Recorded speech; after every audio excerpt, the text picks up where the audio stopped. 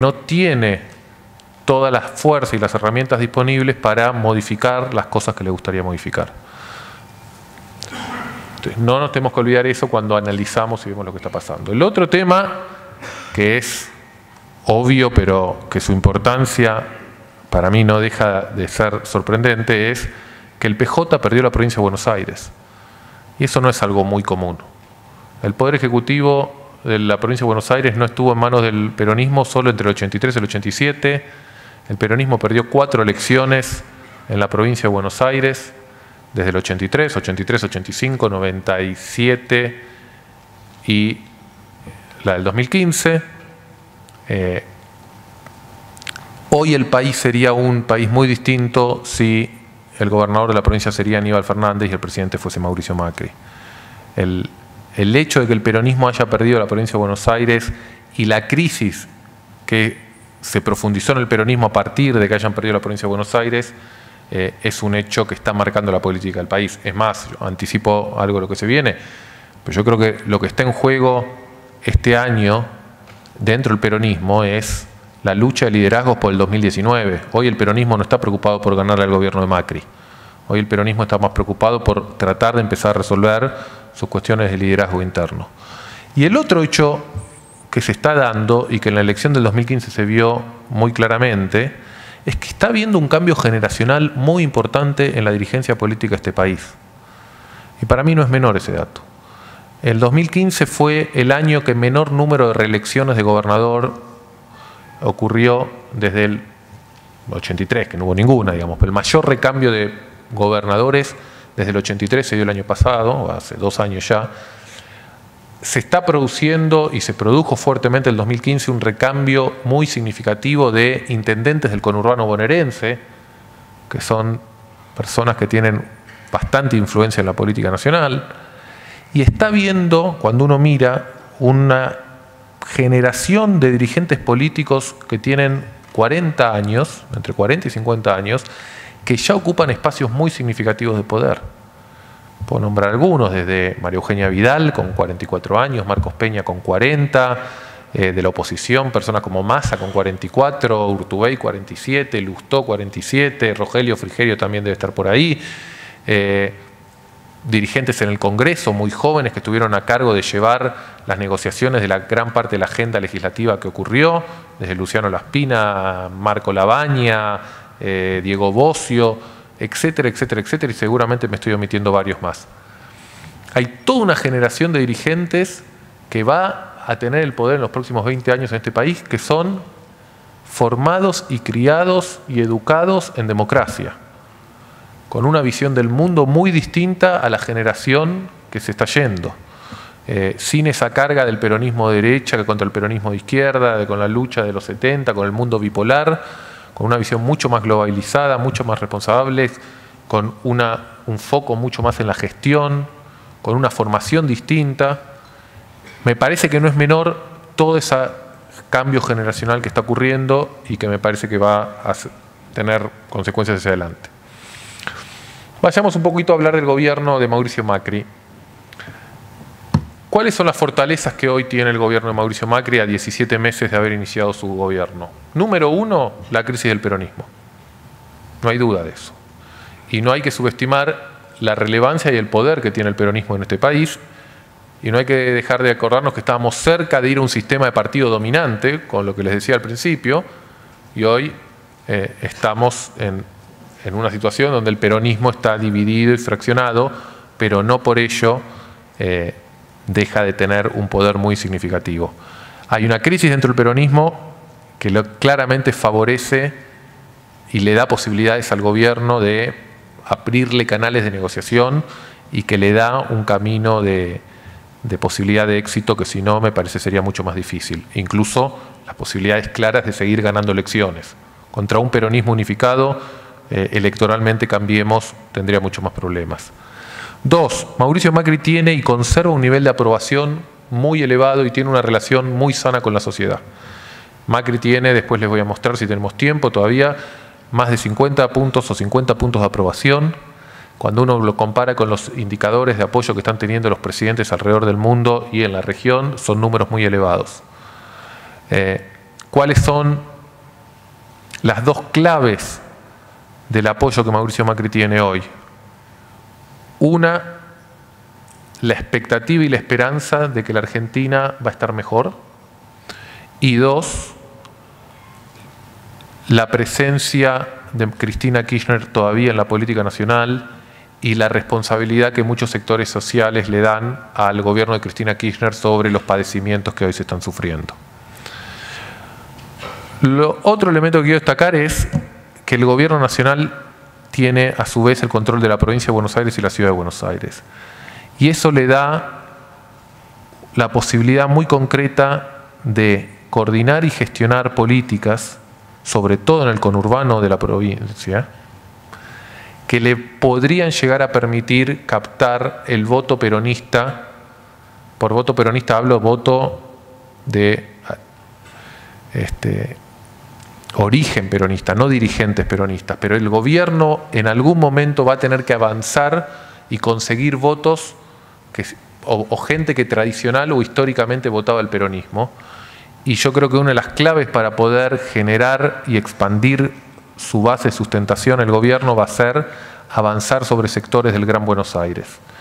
Y ese avance podría llegar a ser posible por la posibilidad de coordinar políticas fuertemente, como están empezando a hacer, desde Metrobús y mejorar redes de comunicación y transporte entre el conurbano y la ciudad de Buenos Aires, mejorar situaciones de salud, calidad de salud, proveer servicios de SAME, etcétera, etcétera, etcétera.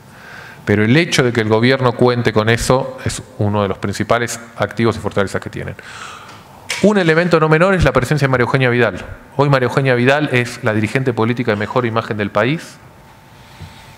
María Eugenia Vidal es una carta fundamental de apoyo y de relación con la sociedad que el gobierno tiene. Y les digo por qué en gran parte. El gobierno de Mauricio Macri tiene un estigma, tiene un talón de Aquiles. Cuando nosotros le preguntamos a la gente, decime algo que no te gusta de este gobierno, decime algo que no te gusta de Macri, siempre surge una primera respuesta. Macri es rico. Macri es rico y gobierna para los ricos y no conoce lo que pasa en la calle. Ese estigma que el gobierno tiene de que son de los de arriba, son una élite que gobiernan para la élite y que no conocen lo que está pasando, está muy presente. Ninguna de esas condiciones la tiene María Eugenia Vidal. Nadie sostiene, y la población no sostiene, que María Eugenia Vidal es rica, ni que gobierna para los ricos, ni que no conoce, ni tiene sensibilidad social. Es más, hoy María Eugenia Vidal debe ser la única dirigente política del país que combina tres aspectos muy únicos. Uno, es honesta. 100% para la población. María Eugenia Vidal no hay dudas de que es una dirigente honesta. Dos, tiene fortaleza y coraje. Tres, tiene sensibilidad social. La clase media ve a María Eugenia como alguien de su sector social, los sectores bajos ven a María Eugenia Vidal como alguien que comprende el dolor y lo que le están pasando. Entonces, no es menor la figura hoy de María Eugenia Vidal. El gobierno tiene a Cristina Kirchner. Y déjenme tratar de ser claro con esto. Hasta ahora Cristina Kirchner ha sido un elemento que juega a favor del gobierno. Ante la imposibilidad de empezar a mostrar resultados económicos y resultados concretos en mejora en infraestructura, obra pública y mejora de la calidad de las obras, bienes y servicios públicos, la presencia de Cristina Kirchner en términos políticos electorales le ha sido favorable para el gobierno. Ahora, ¿cuál es, en mi opinión, el problema que podría generar Cristina Kirchner? Yo creo que Cristina Kirchner, en términos políticos, se transforma en una complicación para el gobierno en dos situaciones. Uno, si Cristina Kirchner es muy débil y desaparece políticamente.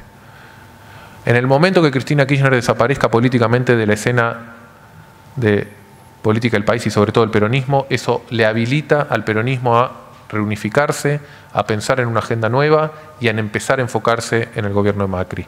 Mientras Cristina y el kirchnerismo sigan teniendo la influencia y el peso que tienen, yo no veo un camino para que el peronismo se pueda reunificar. O sea que una Cristina muy débil habilitaría ese camino para el peronismo y sería una complicación para el gobierno. Una Cristina Kirchner muy fuerte también sería una complicación para el gobierno. Primero porque podría frenar y evitar reformas y procesos de transformación que el gobierno quisiera implementar, y segundo porque generaría una desconfianza en inversores internos y externos que podrían retrasar el proceso de cambios. Pero una Cristina Kirchner en el medio, digamos, ni muy poderosa ni muy débil, termina, me parece, siendo de relativo ventaja al gobierno. Otras cosas que no me quiero meter porque ya tienen que ver con para paneles más adelante, yo creo la disponibilidad de financiamiento y la posibilidad de que el gobierno nacional tiene de evitar de hacer ajustes fiscales severos y desordenados es sin duda una ventaja importante que tiene, y el contexto de política regional me parece que ayuda, pero no me meto en esos dos puntos porque hay gente que sabe infinitamente más que yo que va a hablar después. ¿Cuáles son las potenciales amenazas para mí que hoy sufre el gobierno de Mauricio Macri? Primero, una obvia, la falta de reactivación económica. Y lo que les decía antes, los dos pilares que sostienen el apoyo social que Macri tiene son y están basados en, yo podría decirse, cierta debilidad o cierta fragilidad. Les recuerdo, uno es la expectativa y la idea de que las cosas van a ir mejor. El segundo es responsabilizar a la herencia que dejó Cristina Kirchner. Si el tiempo sigue pasando y la economía no mejora, a mí me cuesta pensar que de acá a 1 año o 2 años más, la gente va a seguir pensando que dentro de 1 año vamos a estar mejor y la gente le va a seguir echando la culpa a Cristina Kirchner. En algún momento eso se acaba. A mí me sorprende el plazo que ha logrado el gobierno prolongar esa idea. Vamos casi más de 1 año y medio de gobierno o 1 año y medio de gobierno, y la gente no ve mejoras económicas, porque no la ven, ahora les voy a mostrar los números, pero a pesar de eso, casi que los números de expectativas no se han deteriorado. El otro riesgo que tiene el gobierno es el resultado electoral de este año. Si al gobierno le va mal este año, puede ser un peligro, o se puede debilitar, o puede entrar en un proceso de dificultades cada vez mayores para lograr consolidarse y seguir haciendo transformaciones. Después vamos a hablar de las elecciones y ahí yo les divido en dos. Uno es el resultado de lo que pueda llegar a pasar en el país y el otro es lo que pasa en la provincia de Buenos Aires. Pero claramente un mal resultado electoral para el gobierno sería un problema. El tercero es lo que yo llamo el lado oscuro de la política argentina, que es la relación y las vinculaciones entre jueces federales que parecieran tener demasiada lentitud y poca vocación para investigar la corrupción. Estoy tratando de ser lo más delicado que se puede ser con respecto a eso. Fuerzas de seguridad metidas en problemas, en negocios poco claros. La guerra que se desató en este país entre los servicios de inteligencia a partir del acuerdo de Cristina Kirchner con Irán, etcétera, etcétera, etcétera. Recordemos que el jefe de la policía, de la segunda policía más grande de este país, está detenido. Recordemos que el jefe de la policía de la principal fuerza de este país fue echado hace un par de semanas. Recordemos que quien fue el jefe del ejército y estuvo a cargo de la inteligencia paralela cuando Cristina Kirchner se peleó con la CIDE, está detenido. Recordemos que estamos en un mundo donde las escuchas, las grabaciones, las infiltraciones de emails se tornan muy relevantes en las campañas electorales en todos lados.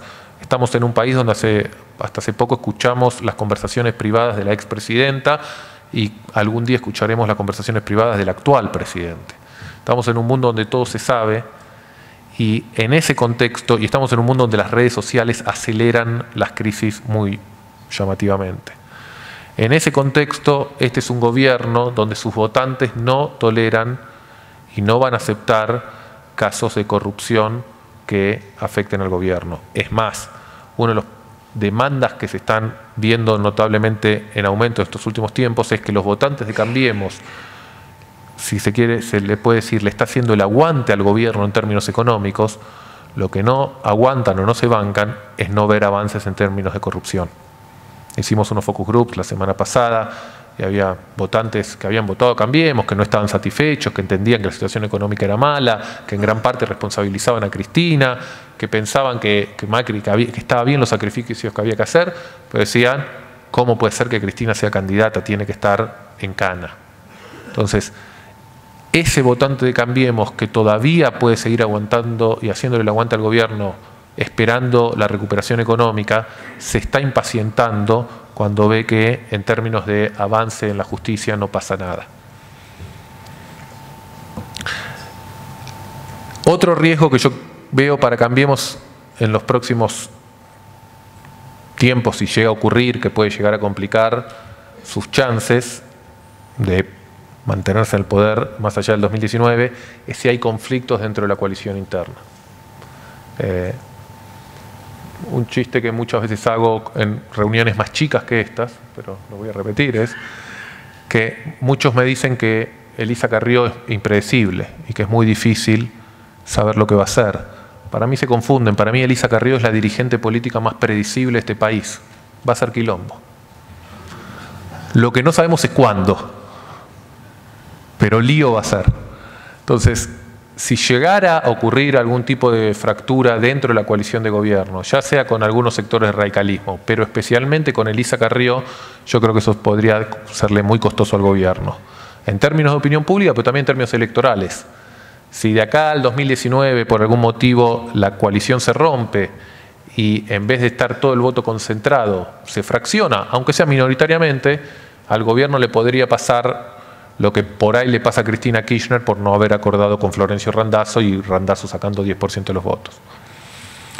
Obviamente hay otros factores, si el gobierno pierde popularidad, un aumento de la conflictividad social y sindical, y en último caso si se llegara a producir algún tipo de reunificación del peronismo. O sea, si alguna de estas cuestiones pasan y son negativas para el gobierno, los va a afectar. Si el gobierno logra evitar estos peligros, yo creo que está por un sendero de consolidación importante que lo puede llevar a ser muy competitivo en las elecciones del 2019. Antes de llegar al 19, y voy a tener que apurar un poco, ¿qué pasa este año? Uno, yo creo que son elecciones menos importantes de la que el propio gobierno y muchos analistas económicos o políticos están diciendo. Para mí acá no está en juego el futuro